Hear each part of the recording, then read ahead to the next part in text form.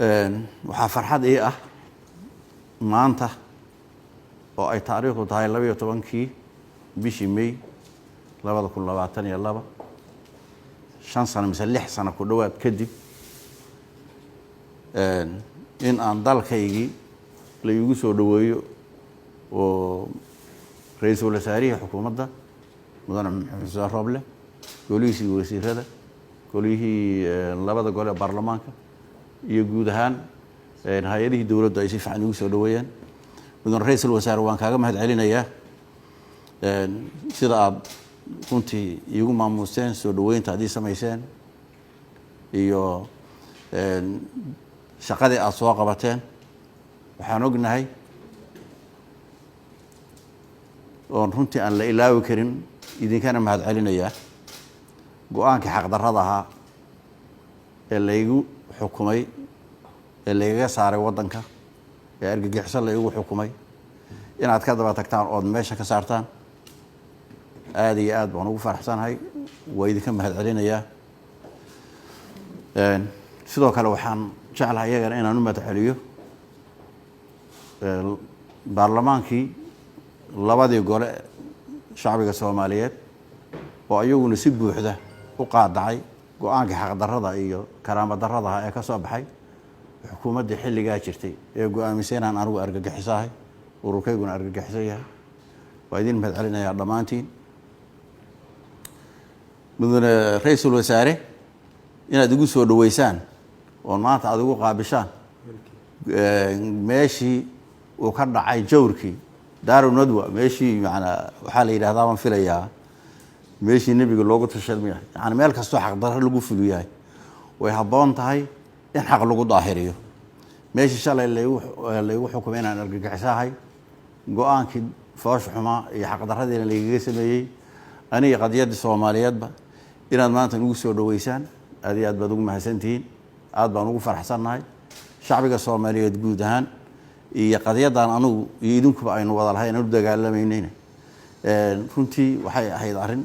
oo ah farxad iyo guul iyo sharaf oo ka wada hambalyeysay ahayd waxaan jeclahay inaan marka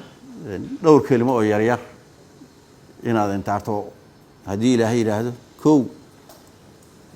wixii dhacay iyo cidii geysatay shacbiga Soomaaliyeed wuxuu xusuusan yahay guud ahaan taariikhdan qoraysa qof walba iyo dhibaatada uu geystay ummadan iyo tii qadiyada wada gaadhayba dadkii taa inoo geystay waxay la tahay inay tahay arrin waajiba dhamaanteen inaan dib loo wada xisaabtano shacbiga Soomaaliyeed dib loo xisaabtano nasiib darro iyadoo aan ognahay dhowrkii sano ugu dambeysay inaynu ku sugnayn xaalad jahwareer ah mugdi siyaasadeed oo bantilaan dawladeed iyo qiyaas aan la garan karin meesha aan ku dambeyn doono cidii dhibaatada ay noo geysatay mar kale inay leedahay han ah haddaad dhiman weydeen mar kale na soo doorta na soo celiya si aan idin wada baabiino waxa isweydiin leh dadka hankoodu noocaaya 5 sano halaagaan soo marnay 5 sano huba talaabaan soo marnay waxaan ku noolay nolol barsakha waxaan ku noolay xilli laga qoysay dawladnimada ummadda Soomaaliyeed xilli uu burburay systemkii dawliga ahaa xilli wax isku xidhan oo san jirin hay'adihii dawladdu kala xiriir furteen dawlad goboleedyada dagaal la wada geliyay waxaan burbur qaran baa inagu dhacay ummadda waxa sameeynaysa ee maanta mar kale doonaysa inay dib isu soo diyaariso waxa fiican lahayd inay intay hortimaado ummadda hor yimaadaan ay fasiraan wixii dhacay muxuu ahaa maxay idinku kalifay miyay xanuunsanaayeen oo caafimaad baa u kordhay macruur bay ahaayeen oo ma ayni baa u kordhay waa inay ka cudur daartaan wixii dhacay waa inay horta ummadda ay uga cudur daartaan ama ay qaataan mas'uuliyadeedii halkii loo baahnaa inay ummadda Soomaaliyeed dhibaatadii gaadhay uga tacsiyayaan raaligelin weydiistaan maanta mar kaleeta inay yidhaahdaan dib ha naloo soo doorto runtii waa arrin aad iyo aad nasiib darro ah. waxaanse rajaynaynaa maalinta axadda ee soo socota oo ku aadan 15 May oo ah maalinkii halgamayaashii SWL soo saamahay oo ah maalin ummadda Soomaaliyeed u suntan sharaf iyo karaamo iyo xorriyad ugu suntan. maalintaas aan rajaynayno baarlamaanka ummadda Soomaaliyeed inuu xaqiijiyo in